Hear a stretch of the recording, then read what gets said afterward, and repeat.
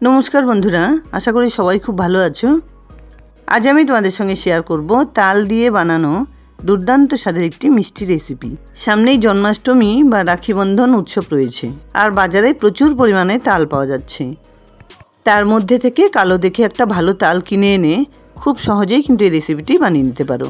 তাহলে চলো, দুর্দান্ত স্বাদের এই রেসিপিটি দেখতে হলে দেখে নাও পুরো ভিডিওটা। এই রেসিপিটি বানানোর জন্য সবার প্রথমে এখানে একটা গামলাতে আমি 500 ml দুধ নিয়েছি। ফ্লেমটাকে মিডিয়ামে রেখে এভাবে নাড়াচাড়া করতে করতে দুধটাকে খুব ভালোভাবে বয়েল করে নিচ্ছি। দুধটা উতলে এলে গ্যাস অফ করে এর থেকে ছানা কেটে নেব। সেই জন্য একটা বাটিতে পাতিলেবুর রস চটকে নিয়ে 2 টেবিলস্পুন জল মিশিয়ে এটাকে ছেঁকে নিয়েছি। এবার এর থেকে অল্প অল্প পরিমাণে লেবুর রস দুধের সঙ্গে মিশিয়ে দিয়ে নাড়াচাড়া করে ছানাটা কেটে নিচ্ছি। দুধ জাল দেওয়া অবস্থায় যদি ছানা কেটে নেওয়া হয় তাহলে কিন্তু ছানা খুব শক্ত হয়ে যায়, আর সেই ছানা খেতেও ভালো লাগে না, যে কোনো রেসিপি বানাতেও অসুবিধা হতে পারে।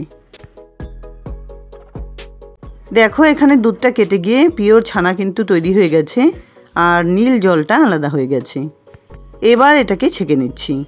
একটা বাটিতে একটা স্ট্রেনার বসিয়ে তার উপরে একটা সুতির কাপড় রেখে সম্পূর্ণ ছানাটাকে ঢেলে নিলাম।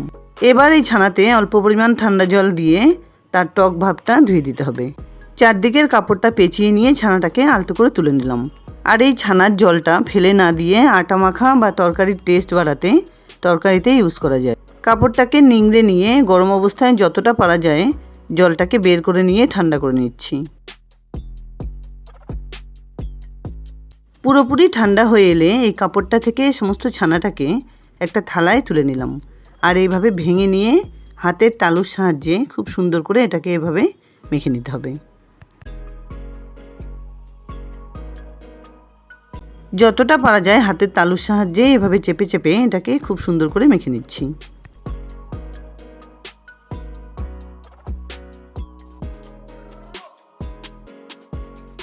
দেড় দু মিনিট ধরে ছানাটাকে মেখে নেবার পর অটোমেটিক যখন থালা থেকে এভাবে ছানাগুলো উঠে আসছে তখন এটাকে এরকম ডেলা পাকিয়ে রেখে দিচ্ছি। এখানে দেখতে পাচ্ছ একটা বাটিতে পিওর তালের রস আমি বের করে রেখেছি। এর থেকে মেজারিং কাপের 1 কাপ তালের রস নিয়ে নিচ্ছি। এর আগে রিসেন্ট ভিডিওতে আমি তোমাদের সঙ্গে শেয়ার করেছিলাম খুব সহজেই মাত্র 5-6 মিনিটে কিভাবে তালের রস বের করে নেওয়া যায়। সেই ভিডিওটার লিঙ্ক এই ভিডিও ডেসক্রিপশন বক্সে আমি দিয়ে দেবো, তোমরা প্লিজ একবার চেক করে নিও। এবার এটাকে সাইডে রেখে একটা মিক্সার গ্রাইন্ডারে নিয়ে নিচ্ছি 8-10টা কাজু বাদাম আর 10টা আমন্ড বাদাম। ঢাকনা লাগিয়ে এগুলো একটু হালকা গ্রাইন্ড করে নিচ্ছি। গ্যাস অন করে একটা কড়াই বসিয়ে দিয়ে দিচ্ছি 1 টেবিলস্পুন ঘি। ঘিটা দেবার পর সম্পূর্ণ তালের রসটা এর মধ্যে দিয়ে দিলাম। ফ্লেমটাকে মিডিয়ামে রেখে এর সঙ্গে মিশিয়ে দিচ্ছি 1/2 কাপ চিনি। এবার চিনি আর তালের রসটা খুব ভালোভাবে মিশিয়ে নিচ্ছি। তালের অনেক রকম রেসিপি তো তোমরা খেয়েছো, এই রেসিপিটি অবশ্যই একবার ট্রাই করার অনুরোধ রইল। মোটামুটি 3-4 মিনিট ধরে জাল করে নেবার পর তালের রসটা একটু ঘন হয়ে এলে এর সঙ্গে আমি মিশিয়ে দেব বানিয়ে রাখা ছানার ডালাটা। ছানাটা তো আগেই ম্যাশ করে রাখা ছিল, এবার খুব ভালোভাবে তালের রসের সঙ্গে মিশিয়ে দিয়ে কন্টিনিউ নাড়াচাড়া করে এটাকে রান্না করে নিতে হবে। এবার এর সঙ্গে মিশিয়ে দিলাম রোস্ট করে রাখা ড্রাই ফ্রুটসগুলো।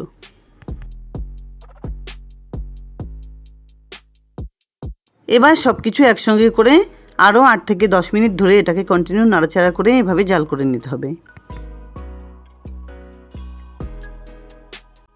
যতক্ষণ না পর্যন্ত সুন্দর একটা টাইট কনসিস্টেন্সি তৈরি হয় ততক্ষণ কিন্তু এভাবেই জাল করে নিতে হবে। এভাবেই রসটাকে জাল করে নেবার সময় আরও 2-3 চামচ ঘি আমি কিন্তু মিশিয়ে দিয়েছিলাম। সবটা এই ভিডিওতে রেকর্ড করা হয়নি বলে অনেক দুঃখিত। ঘি ইউজ করার ফলে এর সুন্দর একটা কিন্তু গ্লেজি ভাব তৈরি হবে।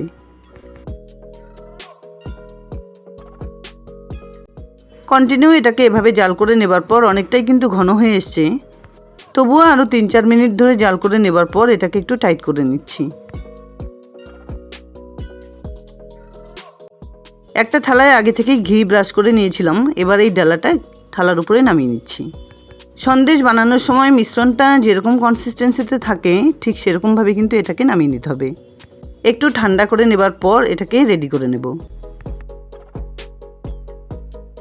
দেখতে পাচ্ছ এখানে নারকেলের সন্দেশ তৈরি করার দুটো ছাঁচ আমি নিয়েছি। এটা দিয়েও কিন্তু রেসিপিটি খুব সুন্দরভাবে বানিয়ে নিতে পারো। তাছাড়াও একটু ঠান্ডা হয়ে গেলে এটাকে এভাবে চেপে চেপে থালায় ছড়িয়ে নিতে হবে।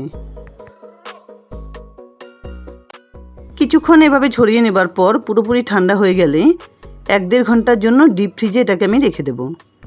অবশ্যই ঢেকে রাখতে হবে। 1-1.5 ঘন্টা পর এটাকে বের করে নিয়ে একটা ছুরির সাহায্যে সাইডটাকে অল্প অল্প এভাবে কেটে নিয়ে খুব সুন্দরভাবে কেটে নিচ্ছি। প্রথমে লম্বালম্বি 2-3 ভাগ করে কেটে নেবার পর এরকম বরফি আকারে সন্দেশগুলোকে কেটে নিচ্ছি। এখানে আমি আমার ইচ্ছে মতো এগুলোকে কেটে নিলাম। তোমরা তোমাদের পছন্দ অনুযায়ী এগুলোর শেপ দিয়ে নিও। একবার বানিয়ে এই মিষ্টি ফ্রিজে রেখে কিন্তু তোমরা 7-8 দিন পর্যন্ত খুব ভালোভাবে খেতে পারো।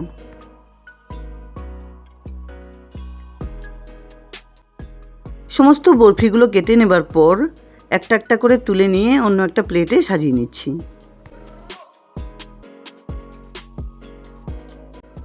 এর আগেও আমার চ্যানেলে আমি তোমাদের সঙ্গে ভেজ, ননভেজ, কেক, স্ন্যাক্স, পায়েস, মিষ্টি তাছাড়াও সিজনাল বিভিন্ন ধরনের অ্যাট্রাকটিভ রেসিপি শেয়ার করেছিলাম।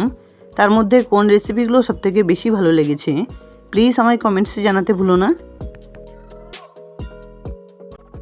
তালের বিভিন্ন ধরনের রেসিপির কয়েকটা লিঙ্ক আমি এই ভিডিওর ডিসক্রিপশন বক্সে দিয়ে দেবো, তোমরা প্লিজ একবার চেক করে নিও। সমস্ত সন্দেশগুলো সাজিয়ে নেবার পর একটা করে ভিজিয়ে রাখা আমন্ড বাদাম উপর দিয়ে এভাবে সাজিয়ে দিলাম। এবার এগুলোকে তোমরা 7-8 দিন ফ্রিজে রেখেও খেতে পারো। তাছাড়াও যে কোনো সময় সবাই মিলে এনজয় করতে পারো। যাই হোক, দুর্দান্ত স্বাদের তালের সন্দেশ বা তালের মিষ্টি রেসিপি আমার রেডি অ্যান্ড সার্ভড।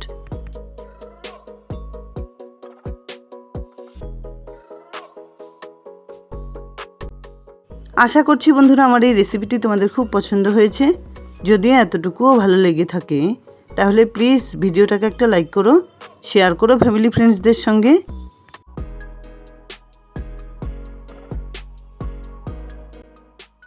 আর আমার চ্যানেলে নতুন বন্ধু হয়ে থাকলে প্লিজ চ্যানেলটাকে সাবস্ক্রাইব করে